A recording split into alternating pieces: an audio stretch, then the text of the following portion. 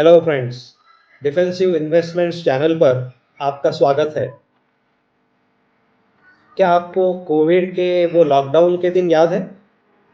ज़रूर होंगे। उन दिनों को हम इतनी आसानी से भुला नहीं पाएंगे।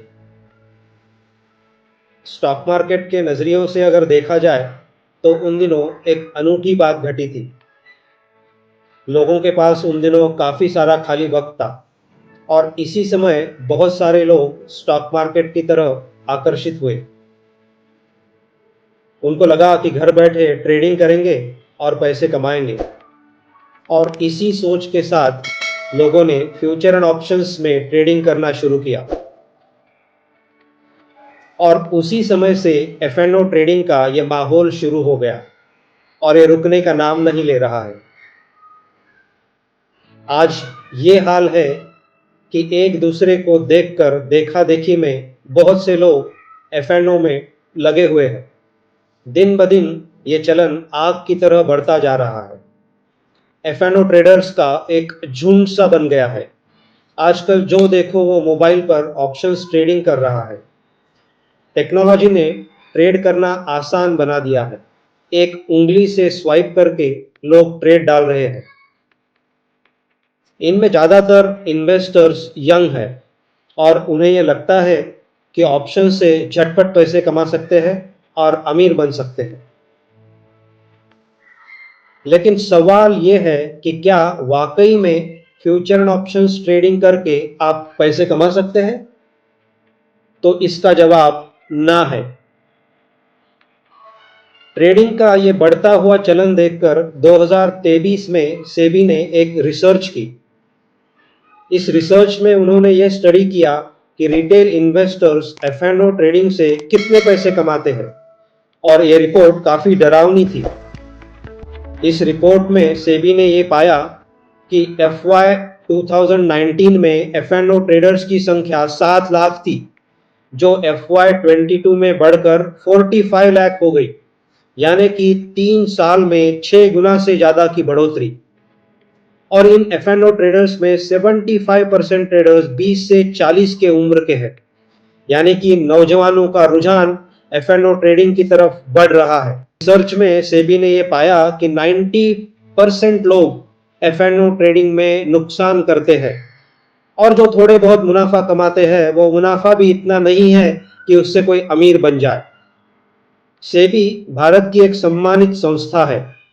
रिटेल इन्वेस्टर्स की रक्षा करना उनका दायित्व है और सेबी ये काम बहुत ही अच्छी तरह से कर रही है। आए दिन वो निवेशकों को स्टॉक मार्केट के खतरों से आगाह कर रही है।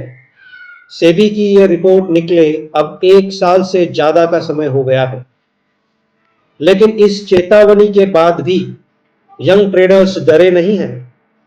वो अपने ही मस्ती में डूबे हैं, बेफिक्र होकर ट्रेडिंग कर रहे हैं।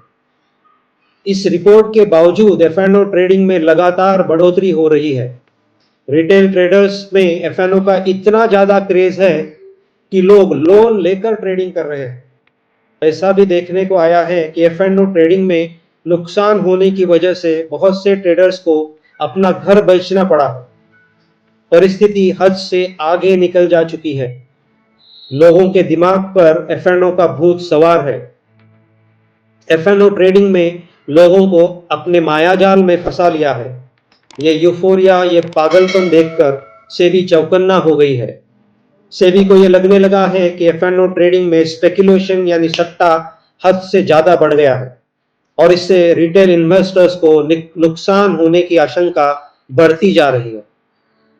और रिटेल इन्वेस्टर्स को संभाव्य धोखे से बचाने के लिए सेबी ने फिर से एक एक्सपर्ट कमेटी स्थापन की है, जिसकी रिपोर्ट हाल ही में आई हुई है।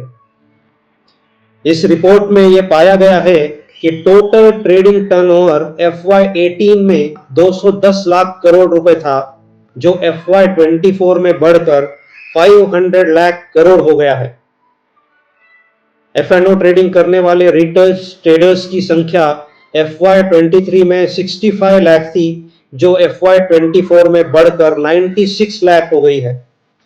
हद तो तब हो गई जब सेबी ने यह पाया कि NSE और BSE का कंबाइंड टर्नओवर ग्लोबल टर्नओवर के 80% हुआ है।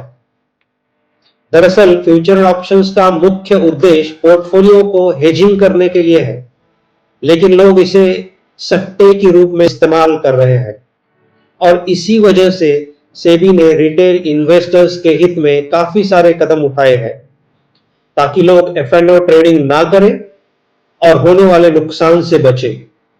देखने वाली बात यह होगी कि इन सारी कोशिशों के बावजूद एफ&ओ ट्रेडिंग में रिटेल इन्वेस्टर्स का रुझान कम होता है या नहीं।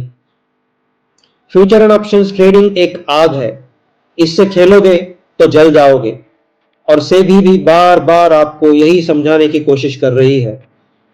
अभी भी वक्त है, सुधर जाओ, वरना एफ&ओ ट्रेडिंग का यह पागलपन आपको और आपके परिवार को ले डूबेगा और जहां से फिर आप लौट नहीं पाओगे।